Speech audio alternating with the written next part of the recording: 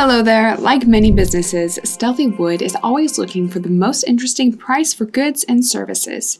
To get the best price, creating some competition between our suppliers can be useful. To bring out their competitive spirit, Stealthy Wood will use call for tenders.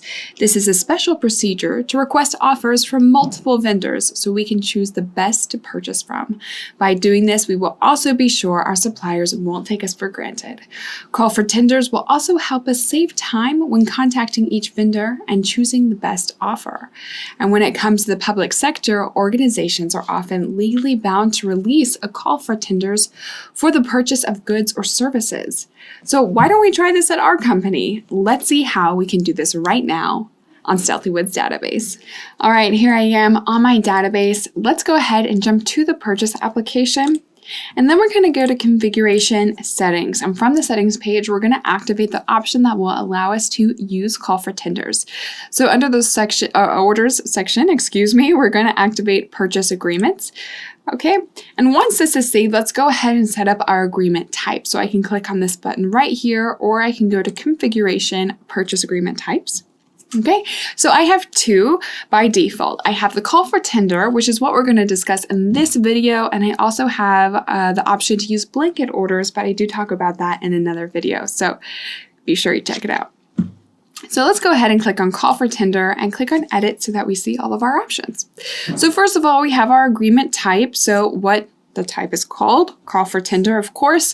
And then right below that, we're going to have the agreement selection type.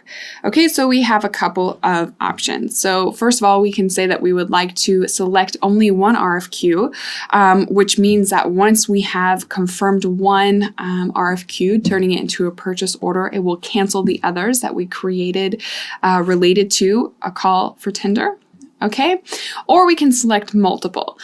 All right, so we can say that even though I have confirmed one purchase order, I want the others to remain open. So you do have that option, but I am going to select only one RFQ, so exclusive.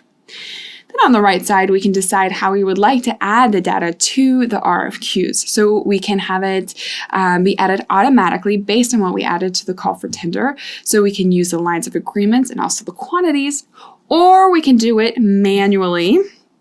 But I'm going to use the lines of agreements and also the quantities because, of course, that will save me some time and effort, which is always good. So let's go ahead and save this. And then we're ready to create a new call for tender. So let's go to orders, and then we're going to go to purchase agreements. Okay, let's simply create a new one by clicking on the create button. All right, so first thing we want to do is be sure that our agreement type is call for tender and not blanket order, because if we want a call for tender, we need to be sure that we have selected the correct agreement type. Okay, we can add a purchase representative and also some other specifications or details, okay, such as the agreement deadline, ordering date, delivery date, and more. But what I want to do now is actually add the products that I want to purchase from the vendors and also specify the quantities as well. Okay, so I simply just want to purchase my office lamp. Okay, I'm going to keep it simple. I just need 4 office lamps, nothing crazy. All right, and then we're going to go ahead and save this. And once it's saved, we see we have the draft call for tenders in the stage draft.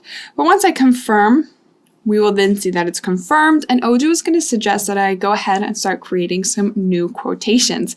So let's do that right now. All right.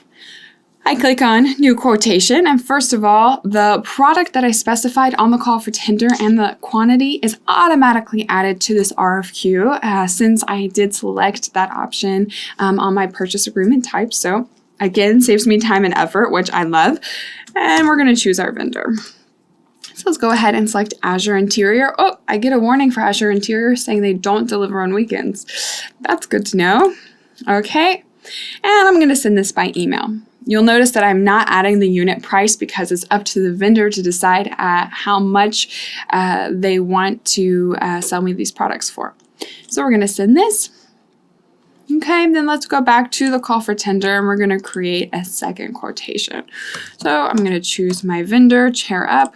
Again, I don't have to add the product or the quantity because it's done automatically for me. And I'm going to send this by email as well. Okay.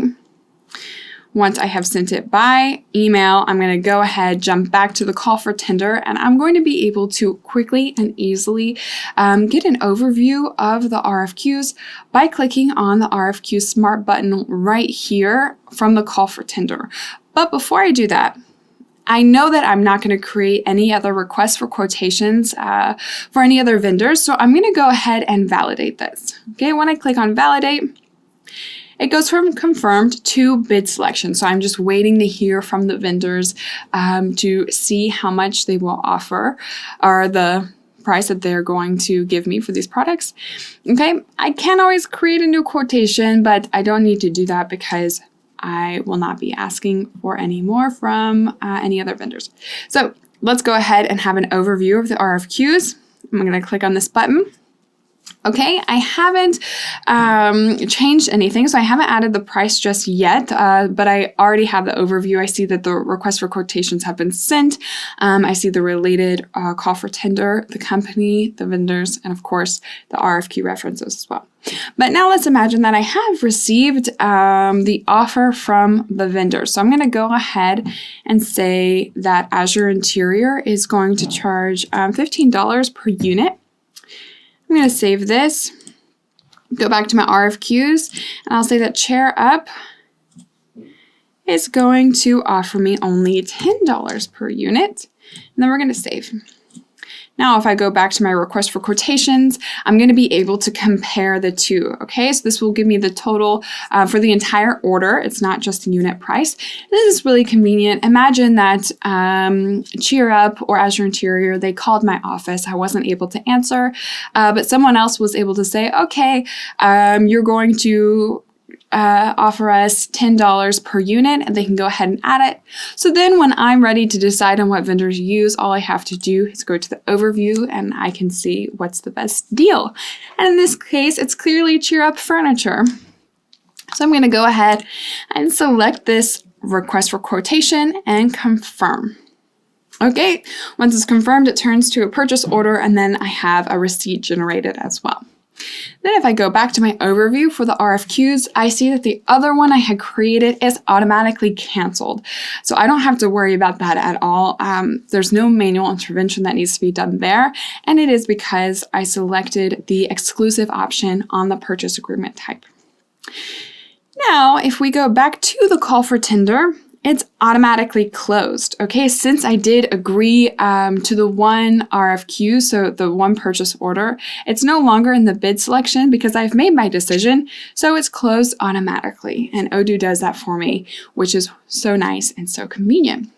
Now, if I go to my purchase dashboard or my purchase orders, I'm going to see the purchase order that was just generated, and I see the source document as well. So I see it's related to that call for tender. So it's super easy and super convenient, so you should definitely take advantage of this feature.